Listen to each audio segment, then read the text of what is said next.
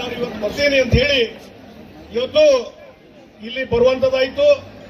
ಮತ್ತು ಇವತ್ತು ರೈತರ ಒಂದು ಶಕ್ತಿ ಏನನ್ನೋದು ಇವತ್ತು ಇಲ್ಲಿ ನೀವೆಲ್ಲ ನಿರಂತಿರಲ್ಲ ಈ ಹೋರಾಟ. ಹಾಗಾಗಿ ಇವತ್ತು ಈ ರೈತರನ್ನ ಎದುರು ಹಾಕೊಂಡ್ರೆ ಯಾವ ಸರ್ಕಾರನೂ ಬದುಕುವುದಿಲ್ಲ ತಿಳ್ಕೊಂಡ್ಬಿಟ್ರಿ. ಹಿಂದೆ ಹಲವಾರು ಉದಾಹರಣೆಗಳಿದ್ದಾವೆ. ರೈತರನ್ನ ಎದುರು ಹಾಕೊಂಡಂತ ಸರ್ಕಾರಗಳು ಅಲ್ಲಿ ಪತನ ಆದಂತದ್ದು ನಾವು ನೋಡಿದ್ದೇವೆ. ಸರ್ಕಾರಗಳು ಬದಲಾವಣೆ ಆಗಿದ್ದು ನೋಡಿದ್ದೇವೆ. ಆ ಒಂದು ಶಕ್ತಿ ರೈತರಿಗೆ ಒಂದು ಶಕ್ತಿ ಇದೆ. ಅದು ಸಂಘಟನೆಯ ಮುಖಾಂತರ ಹೋರಾಟ ಮಾಡಿದಾಗ ಒಂದು ಹೆಚ್ಚಿನ ರೀತಿ ಸಂಘಟನೆ ಬರ್ಲಿಕ್ಕೆ ಸಾಧ್ಯ ಇದೆ. ಏಕೆಂದ್ರೆ ಇವತ್ತು ಡಿವೈಡ್ ಅಂಡ್ ರೂಲ್ ಅಂತಿದೆ ಅಲ್ಲ, ಆ ರೀತಿ ನಮ್ಮ ರೈತ ಸಂಘಟನೆಯನ್ನ ಡಿವೈಡ್ ಮಾಡಿಕೊಂಡು ಅದರ ಲಾಭ ಪಡ್ಕೊಳ್ಳುವಂತ ವ್ಯವಸ್ಥೆ ಹಲವಾರು ವರ್ಷಗಳಿಂದ ನಡೆಯುವುದು ನಿಮಗೆಲ್ಲ ಗೊತ್ತಿದೆ. ಹಿಂದೆಲ್ಲ ನಾನು ನೋಡಿದ್ದೇನೆ. ನಾನು ಹಿಂದೆ ಪ್ರತಿಪಕ್ಷದ ನಾಯಕನಾಗಿ ಕೆಲಸ ಮಾಡಿದ್ದೇನೆ.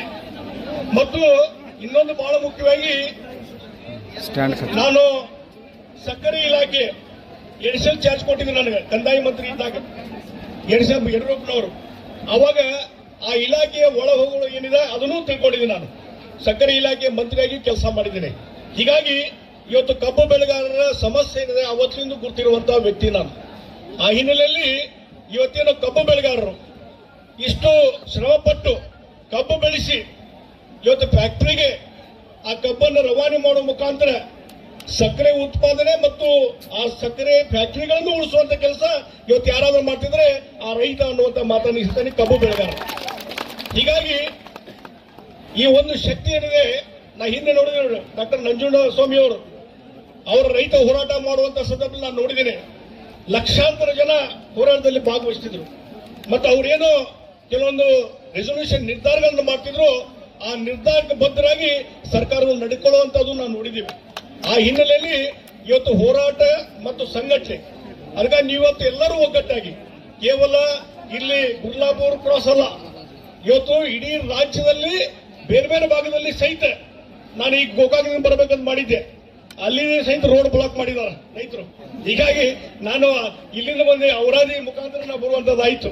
ಅದಕ್ಕಾಗಿ ಈ ರೀತಿ ಬಾಗಲಕೋಟೆ ಇರ್ಬೋದು, ಬಿಜಾಪುರ ಇರ್ಬೋದು, ಅಥವಾ ಬೀದರ್ ಇರ್ಬೋದು, ಗುಲ್ಬರ್ಗ ಇರ್ಬೋದು, ಅಥವಾ ಮಂಡ್ಯ ಕಡೆ ಇರ್ಬೋದು, ಎಲ್ಲೆಲ್ಲಿ ಇವತ್ತು ನಮ್ಮ ಕಬ್ಬು ಬೆಳೆಗಾರಿದ್ದಾರೆ ಎಲ್ಲ ಕಡೆ ಒಂದು ದೃಢ ನಿರ್ಧಾರ ಮಾಡಿದ್ರಲ್ಲ, ಇದು ಬಹಳ ಮಹತ್ವದ್ದು. ಎಲ್ಲ ಕಡೆ ಒಗ್ಗಟ್ಟಿಂದ, ಯಾಕಂದ್ರೆ ಇಲ್ಲೊಂದು ರೀತಿ ಒಂದ್ ಕಡೆ ನಿರ್ಧಾರ, ಮತ್ತೊಂದು ಕಡೆ ನಿರ್ಧಾರ, ಅಲ್ಲೊಂದು ರೀತಿ ಹೋರಾಟ, ಇದು ಆಗಲಾರ್ದೇ ಎಲ್ಲರೂ ಸಹಿತ ಇವರು ಒಗ್ಗಟ್ಟಾಗಿ ಕೆಲಸ ಮಾಡ್ತಾರಲ್ಲ, ಇದು ಬಹಳ ಇಂಪಾರ್ಟೆಂಟ್ ಅನ್ನುವಂಥದ್ದು. ಮತ್ತೆ ಇನ್ನೊಂದು ಬಹಳ ಮುಖ್ಯವಾಗಿ ಇವತ್ತು ಯಾಕೋ ಏನು ನನಗೆ ಗುರ್ತಾಗ್ತಾ ಇಲ್ಲ, ಈ ಇಲೆಕ್ಟ್ರಾನ್ ಎಲ್ಲೋ ಒಂದು ಸಣ್ಣ ಪುಟ್ಟ ಗದ್ದಲಾದ್ರೆ, ಸಣ್ಣ ಪುಟ್ಟ ಒಂದು ಸಭೆ ಆದ್ರೆ ಇಲೆಕ್ಟ್ರಾನ್ ಮಾಧ್ಯಮದಲ್ಲಿ ದೊಡ್ಡ ಸುದ್ದಿ ಆಗ್ತದೆ. ಇಲೆಕ್ಟ್ರಾನ್ ಮಾಧ್ಯಮದಲ್ಲಿ ದೊಡ್ಡ ಸುದ್ದಿ ಆಗ್ತದೆ. ನಾವು ಯೂಟ್ಯೂಬ್ದವ್ರು ಅದರಲ್ಲ, ಇವರೇ ಸುದ್ದಿ ಮಾಡಾಕತ್ತಾರೆ ಯೂಟ್ಯೂಬ್ದವ್ರು. ಅದಕ್ಕೆ ಪ್ರಿಂಟ್ ಮೀಡಿಯಾದು ನಾನು ನೋಡಾಕತ್ತೀನಿ. ಪ್ರಿಂಟ್ ಮೀಡಿಯಾದಾಗೂ ನೋಡಾಕತ್ತಿದ್ದೆ ನಾನು. ಎಲ್ಲೇ ಒಂದು ಕಡೆ ಕಂಡಕ್ಟರ್ಗೆ 4 ಮಂದಿ ಬಡದಾಟ ಆದ್ರೆ ನಮ್ಮ ಇದ್ರ ಹತ್ರ ಯಾವ್ದೋ ನಮ್ಮ ಸಾಂಬ್ರಾ ಹತ್ರ ಅದು ದಿಲ್ಲಿ ನ್ಯೂಸ್ ಪೇಪರ್ ಆಗಿ ಬಂದಿತ್ತು, 4-5 ಮಂದಿ ಬಡದಾಟ.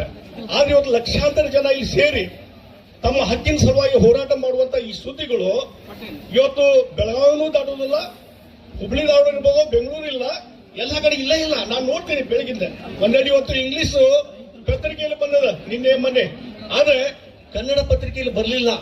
ಅದಕ್ಕಾಗಿ ನಾವೊಂದು ಹೇಳ್ತೀನಿ ಮಾಧ್ಯಮದವರಿಗೆ, ಇವತ್ತು ರೈತರ ಶಕ್ತಿ ಏನನ್ನೋದು ಇವತ್ತು ಜನರಿಗೆ ಸರ್ಕಾರಕ್ಕೆ ಮುಟ್ಟಿಸುವಂತ ಕೆಲಸ ಇವತ್ತು ಯಾರು ಮಾಡಬೇಕು? ಮಾಧ್ಯಮದವರು ಮಾಡಬೇಕು. ಆ ಕೆಲಸವನ್ನು ಮಾಡಿ ಅನ್ನುವಂಥದ್ದನ್ನ ಒತ್ತಾಯವನ್ನು ನಾನು ಮಾಡ್ತೀನಿ. ಇಲ್ಲಿಂದ್ರೆ ಏನಾಗ್ತದೆ ಇವತ್ತಿನ ಇದು ಸುದ್ದಿ. ಮತ್ತೆ ನಮ್ಮ ರಾಜ್ಯದ ಇಂಟೆಲಿಜೆನ್ಸಿ ಏನ್ ಮಾಡೋದು ಗೊತ್ತಿಲ್ಲ, ನಮ್ಮ ಕೇಂದ್ರ ಸರ್ಕಾರದ ಇಂಟೆಲಿಜೆನ್ಸಿ ಏನ್ ಗೊತ್ತಿಲ್ಲ. ಇಲ್ಲಿಂದ ಸುದ್ದಿ ಹೋಗ್ಬೇಕಲ್ಲ. ಯಾಕೆ ನಾನು ಮುಖ್ಯಮಂತ್ರಿ ಇದ್ದಾಗ ನೋಡ್ತಿದ್ದೆ, ಬೆಳಗ್ಗೆ ನನಗೆ ನಮ್ಗೆ IPS ಆಫೀಸರು ಯಾರು ಇಂಟೆಲಿಜೆನ್ಸ್ ಹೆಡ್ ಇರ್ತಾರಲ್ಲ ಅವ್ರು ಬಂದು ಹೇಳಿದ್ರು, ಇಲ್ಲಿ ಸ್ಟ್ರೈಕ್ ನಡೆದ, ಇಲ್ಲಿ ನಡೆದ ಹೋರಾಟ, ಅವ್ರಿಗೇನು ಹೇಳ್ಬೇಕು ಏನಂತ ಮುಖ್ಯಮಂತ್ರಿಗಳಿಂದ ಇನ್ಸ್ಟ್ರಕ್ಷನ್ ತಗೋತಿದ್ವಿ. ಹಾಗಾಗಿ ಇವತ್ತು ಯಾರೋ ಇನ್ಸ್ಟ್ರಕ್ಷನ್ ಕೊಡೋರಿಲ್ಲ. ಇಷ್ಟು ಲಕ್ಷಾಂತರ ಜನ ಇವತ್ತು ಇಲ್ಲಿ ಬೀದಿಗೆ ಬಿದ್ದು ಹೋರಾಟ ಮಾಡಾಕತ್ತಾರ. ಒಂದಾದ್ರೂ ಮೆಸೇಜ್ ಈಗ ಜಿಲ್ಲಾಧಿಕಾರಿಗೆ ಬಂದಿದ್ದಾರೆ, ಒಪ್ಕೋದಿಲ್ಲ. ಅವ್ರ ಡ್ಯೂಟಿ ಪಾಪ ಜಿಲ್ಲಾಧಿಕಾರಿ ಒಳ್ಳೆ ರೀತಿ ಪ್ರಾಮಾಣಿಕ ಕೆಲಸ ಮಾಡ್ತಾರೆ, ನನಗೂ ಗೊತ್ತಿದೆ ಅದು.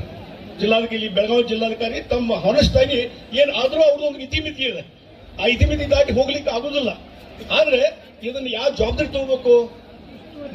ಇಲ್ಲಿದ್ದಂತ ಉಸ್ತುವಾರಿ ಮಂತ್ರಿಗಳಿರ್ಬೋದು, ಆಮೇಲೆ ಸಂಬಂಧಪಟ್ಟಂತ ಇಲಾಖೆಯ ಮಂತ್ರಿ ಇರ್ಬೋದು, ಮುಖ್ಯಮಂತ್ರಿ ಇರ್ಬೋದು, ಇದು ಜವಾಬ್ದಾರಿ ತಗೋಬೇಕಲ್ಲ. ಈ ಒಳಗಾಗಿ ಮೆಸೇಜ್ ತಗೊಂಡು ನಿಮ್ ಕೂಡ ಚರ್ಚೆ ಚಾಲು ಮಾಡ್ಬೇಕಾಯ್ತಲ್ಲ. ನಾವು ಒಂದು ಹೇಳ್ತೀನಿ, ನಾನು ಯಾವಾಗಲೂ ಹಿಂದೆ ಬಹುಶಃ ಪ್ರತಿಪಕ್ಷ ನಾಯಕನಿದ್ದಾಗ ನೀವು ಅಸೆಂಬ್ಲಿ ರೆಕಾರ್ಡ್ಸ್ ಅನ್ನು ತೆಗೆದು ನೋಡಿದ್ರು, ಈ ಕಬ್ಬು ಬೆಳೆಗಾರರ ಹೋರಾಟದ ಸಲುವಾಗಿ ಅವ್ರಿಗೆ ದರ ನಿಗದಿ ಮಾಡೋ ಸಲುವಾಗಿ ಎಷ್ಟು ಸಲ ಮಾತಾಡ್ತೇನೆ ನಿಮ್ಗೆ ಗೊತ್ತಿದೆ. ಅದನ್ನ ಹೇಳಕ್ ಹೋಗುದಿಲ್ಲ, ಬಹಳಷ್ಟು ಸಲ ಚರ್ಚೆ ಮಾಡಿದ್ದೇನೆ, ಒಂದು ಇತ್ಯರ್ಥ ತಗೊಂಡ್ಬಂದಿದ್ದೇನೆ. ಅಷ್ಟೇ ಅಲ್ಲ, ಸಕ್ಕರೆ ಮಂತ್ರಿ ಇದ್ದಾಗ ಒಂದು ಈ ರೀತಿ ನೀವು ದರ ನಿಗದಿ ಮಾಡಿ ಅಂತ ಹೋರಾಟ ನಿಂತಿದ್ರಿ, ಬೀದಿಗಿಳಿದ್ರಿ. ಆ ಸಂದರ್ಭದಲ್ಲಿ ನಾನು ಏನ್ ಮಾಡ್ತಿದ್ದೆ, ಸಕ್ಕರೆ ಮಂತ್ರಿ ಇದ್ದಾಗ ರೈತ ನಾಯಕರನ್ನು ಕರೆಸಿದೆ, ಈ ಭಾಗದ ಉತ್ತರ ಕರ್ನಾಟಕದವ್ರನ್ನು, ಮಂಡ್ಯ ಭಾಗದ ರೈತ ಮುಖಂಡರನ್ನು ಕರೆಸ್ತಿದ್ದೆ, ಒಂದು ಮೀಟಿಂಗ್ ಮಾಡ್ತಿದ್ದೆ.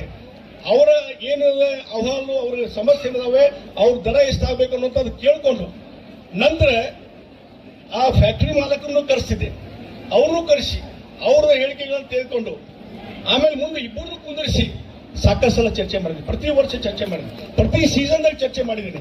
ಮಾಡಿ ಇಬ್ಬರಿಗೆ ಒಪ್ಪಿಗೆ ಆಗುವಂತ ಒಂದು ದರವನ್ನು, ಇವಾಗ ಸರ್ಕಾರಿ ದಾಖಲೆ ತೆಗೆದು ನೋಡ್ರಿ, ಒಂದು ದರವನ್ನು ನಿಗದಿ ಮಾಡಿ ನಾನೇ ಡಿಕ್ಲೇರ್ ಮಾಡಿದ ಮೇಲೆ ಅದನ್ನ ಇಬ್ಬರು ಒಪ್ಪಿಕೊಂಡಿದ್ದು ಆ ಸಂದರ್ಭದಲ್ಲಿ ಆಗಿದೆ ಅನ್ನುವಂತ ಮಾತನ್ನು ಈ ಸಂದರ್ಭ ಹೇಳ್ತೀನಿ. ಇದರ ಜೊತೆಗೆ ಇನ್ನೊಂದು ಅವ್ರದ್ದು ರೈತರ ಬೇಡಿಕೆ ಇತ್ತು, ಏನಂದ್ರೆ ಒಂದು ರಾಜ್ಯದವ್ರು ಏನು ಮಾಡ್ತಿದ್ರು, ನಮ್ಗೆ ದರ ನಿಗದಿ ಮಾಡ್ಲಿಕ್ಕೆ ಹಾಕಿಲ್ರಿ, ಆಮೇಲೆ ಫ್ಯಾಕ್ಟರಿಗಳನ್ನು ಕರೆಸಿ ಮಾತಾಡ್ಲಿಕ್ಕೆ ಹಾಕಿಲ್ಲ ಅಂತ ಹೇಳಿ. ಅದಕ್ಕಾಗಿ ನಾನು ಮುಖ್ಯಮಂತ್ರಿ ಇದ್ದಾಗ ಒಂದು ಕಾನೂನು ಮಾಡಿದೆ, SAP ಕಾನೂನು. SAP ಕಾನೂನು ಮಾಡಿದ್ರಿಂದ ಇವತ್ತು ಕೇಂದ್ರ ಸರ್ಕಾರಕ್ಕೆ ಯಾವ ರೀತಿ ದರ ನಿಗದಿ ಮತ್ತೊಂದು ಇದೆ ಅಧಿಕಾರ, ಅದೇ ರೀತಿ ಇವತ್ತು ರಾಜ್ಯ ಸರ್ಕಾರಕ್ಕೂ ಅದೇ ಅಧಿಕಾರ ಇದೆ. ಕಾನೂನು ಮಾಡಿದ್ದೀನಿ ನಾನು, ಆದ್ರೆ ಅದನ್ನು ಉಪಯೋಗ ತೆಗೆದುಕೊಳ್ಳುವಂತ ಕೆಲಸ ರಾಜ್ಯ ಸರ್ಕಾರದಿಂದ ಆಗ್ತಾ ಇಲ್ಲ. ಅದಕ್ಕಾಗಿ ಇದನ್ನು ಕರೆದು ಮಾತಾಡುವಂತದ್ದು, ಸಕ್ಕರೆ ಮಂತ್ರಿಗಳು ಕರೆದು ಮಾತಾಡುವಂತದ್ದು, ಮುಖ್ಯಮಂತ್ರಿ ಕರೆದು, ಮತ್ತು ಮುಖ್ಯಮಂತ್ರಿ ಇದ್ದಾಗ ಇದೇ ರೀತಿ ಮುಖಂಡರನ್ನು ಕರೆದು, ಫ್ಯಾಕ್ಟರಿ ಮಾಲಕರನ್ನು ಕರೆದು ಇಬ್ಬರು ಸಂಭಾಳಿಸಿ ಒಂದು ದರ ನಿಗದಿ ಮಾಡುವಂತ ಕೆಲಸ ಮುಖ್ಯಮಂತ್ರಿ ಇದ್ದಾಗೂ ಮಾಡಿದ್ದೀನಿ, ತಿಳ್ಕೊಂಡ್ಬಿಟ್ಟು. ಹೀಗಾಗಿ ಈ ರೀತಿಯಾದಂತ ಅವಕಾಶ ಇದ್ದಾಗ ಇವತ್ತು ತಾವೇನು ಹಲವಾರು ವಿಚಾರಗಳನ್ನು ಹೇಳಿದ್ರಿ, ಪೂರ್ತಿ ಇವತ್ತೇನು 3,500 ದರ ನಿಗದಿ ಮಾಡ್ಬೇಕಂತ ಹೇಳಿದ್ರೆ ನಿಮ್ಮ ಬೇಡಿಕೆ ನ್ಯಾಯಯುತವಾದಂತ ಬೇಡಿಕೆ ಇದೆ, ಈ ದರವನ್ನು ಫ್ಯಾಕ್ಟರಿ ಕೊಡಲೇಬೇಕು ಅನ್ನೋಂತ ಒತ್ತಾಯವನ್ನು ಮಾಡ್ತೀನಿ. ಮತ್ತು ಇದ್ರ ಬಗ್ಗೆ ಈಗಾಗಲೇ ಕೆಲವ್ರ ಜೊತೆ ಮಾತಾಡಿದ್ದೀನಿ, ನೀವು ಹೇಳ್ದಂಗೆ. ಅದು ನೀವು ಹೇಳಿದಾಗೆ ಇನ್ನೂ ಕೆಲವ್ರ ಜೊತೆ ಮಾತಾಡ್ತೀನಿ. ಏನಾದ್ರು ಒಂದು ದಾರಿ ಹುಡುಕಿ ಇವತ್ತು ರೈತರಿಗೆ ಸಮಾಧಾನ ಆಗುವಂತ ಇವತ್ತು ನ್ಯಾಯವನ್ನು ಕೊಡಿಸಲಿಕ್ಕೆ ಏನೇನು ಪ್ರಯತ್ನ ಮಾಡಬೇಕು ಮಾತಾಡ್ತೀನಿ. ಈಗಾಗಲೇ ಕೆಲವರು ಮಾತಾಡಿದರೆ ಇನ್ನೂ ಕುಂತು ಮಾತಾಡಿ ನಿಮಗೆ ಸಮಾಧಾನ ಆಗುವ ರೀತಿಯಲ್ಲಿ, ಇಬ್ಬರಿಗೂ ಸಹಿತ ಸಮಾಧಾನ ಆಗುವ ರೀತಿ ಏನಾದ್ರೂ ಒಂದು ನಿರ್ಧಾರ ಬರಲಿಕ್ಕೆ ಏನ್ ಪ್ರಯತ್ನ ಮಾಡಬೇಕು ಆ ಪ್ರಯತ್ನವನ್ನು ನಾನು ಮಾಡೇ ಮಾಡ್ತೀನಿ ಅನ್ನುವಂತ ಮಾತನ್ನು ಹೇಳ್ತೀನಿ. ಯಾಕಂದ್ರೆ ರೈತರ ಹೋರಾಟ ಕಳ್ಕಳಿ ನನಗೆ ಗುರ್ತೀನಿ. ಮತ್ತೆ ಯಾವಾಗಲೂ ಅಧಿಕಾರ ಯಾವುದೋ ಸಚಿವ ಇಲಾಖೆ ಇರ್ಬೋದು ಅಥವಾ ಒಬ್ಬ ಲೀಡರ್ ಆಫ್ ಅಪೋಸಿಷನ್ ಇದ್ದಾಗ ರೈತರ ಪರವಾಗಿ ಹೋರಾಟ ಮಾಡಿದಂತ ಮೊದಲ ವ್ಯಕ್ತಿ ನಾನು ಅನ್ನುವಂಥದ್ದನ್ನ ಈ ಸಂದರ್ಭ ಹೇಳ್ತೀನಿ. ಅದನ್ನು ಮುಂದುವರಿಸ್ತೇನೆ. ಮತ್ತು ಇವತ್ತೇನು ಹೋರಾಟ ಮಾಡ್ತೀವಿ, ಈ ರೀತಿ ಹೋರಾಟಗಳು ಇದು ಇವತ್ತು ಒಂದಕ್ಕೆ ಇದೇ ಒಂದು ಇಶ್ಯೂ ಅಲ್ಲ, ಬೇರೆ ಹಲವಾರು ವಿಚಾರಗಳಿದಾವೆ. ಈ ಕೇಂದ್ರ ಸರ್ಕಾರದ್ದು ಹೇಳಿದ್ರಿ, ಅದು ಇಳುವರಿ 9.5 ಮಾಡಿ ಇದನ್ನ ಈ 10.5 ಮಾಡಿದಾರಂತ. ಅದನ್ನು ನಾನು ತಗೊಂಡ್ಬರ್ತೀನಿ, ಪಾರ್ಲಿಮೆಂಟ್ ಇಲ್ಲಿ ತಗೊಂಡ್ಬರ್ತೀನಿ, ಸನ್ಮಾನ್ಯ ಪ್ರಧಾನಮಂತ್ರಿ ಗಮನಕ್ಕೂ ಇದನ್ನು ತಗೊಂಡ್ಬರ್ತೀನಿ. ಡೆಫಿನೆಟ್ಲಿ ಅವರು ಮಾಡುತ್ತಾರೆ, ಅದನ್ನು ಒಂದು ಪ್ರಯತ್ನ ಮಾಡೋಣ. ಅದಕ್ಕೆ ಇದೊಂದು ಕಬ್ಬು ಬೆಳೆಗಾರರ ಅಷ್ಟೇ ಅಲ್ಲದೆ ಇನ್ನೂ ಹಲವಾರು ರೈತರ ಸಮಸ್ಯೆ ಇದೆಯಲ್ಲ, ನೀವು ಒಂದ್ಸಲ ಚರ್ಚೆ ಮಾಡೋಣ. ಅದಕ್ಕೆ ಪಾರ್ಲಿಮೆಂಟ್ ಅಲ್ಲಿ ಏನೋ ಒಂದು ಉತ್ತರ ತಗೋಬೇಕು, ಅಲ್ಲಿ ಏನು ಗಮನಕ್ಕೆ ತಗೋಬೇಕು ಅದನ್ನು ತಗೊಂಡ್ಬರ್ತೀನಿ. ರಾಜ್ಯ ಸರ್ಕಾರ ಮಟ್ಟದಲ್ಲಿ ಏನ್ ಕೆಲಸ ಮಾಡಬೇಕು ಅದನ್ನು ಮಾಡ್ಲಿಕ್ಕೆ ನಾನು ತಯಾರಿದ್ದೇನೆ ಅನ್ನುವಂತ ಮಾತನ್ನ ಈ ಸಂದರ್ಭದಲ್ಲಿ ಹೇಳ್ತೀನಿ. ನಿಮ್ಮ ಹೋರಾಟ ಯಶಸ್ವಿಯಾಗಿ ನಡೀಲಿ ಅನ್ನುವಂತ ಮಾತನ್ನ ಈ ಸಂದರ್ಭ ಹೇಳಿ, ನಿಮ್ಮ ಹೋರಾಟಕ್ಕೆ ಸಂಪೂರ್ಣವಾದಂತ ನಮ್ಮ ಬೆಂಬಲ ಇದೆ ಅನ್ನುವಂತ ಮಾತನ್ನ ಈ ಸಂದರ್ಭದಲ್ಲಿ ಹೇಳಿ, ಮುಂದೆ ಈಗ ನೀವು ನಮ್ಮ ಅಧ್ಯಕ್ಷರು ಹೇಳಿದಾಗೆ, ಹೋರಾಟಗಾರರು ಹೇಳಿದಾಗೆ ಇವತ್ತು ನಾನು ಇಲ್ಲಿ ಇರ್ತೇನೆ. ಇದ್ದು ಫ್ಯಾಕ್ಟರಿ ಮಾಲಕರ ಜೊತೆ DC ಅವರು ಕೂಡ ಮಾತಾಡಿ ಅದಕ್ಕೇನಾದ್ರು ಇತ್ಯರ್ಥ ಆಗುವ ರೀತಿಯಲ್ಲಿ ನಾನು ಪ್ರಯತ್ನ ಮಾಡ್ತೀನಿ.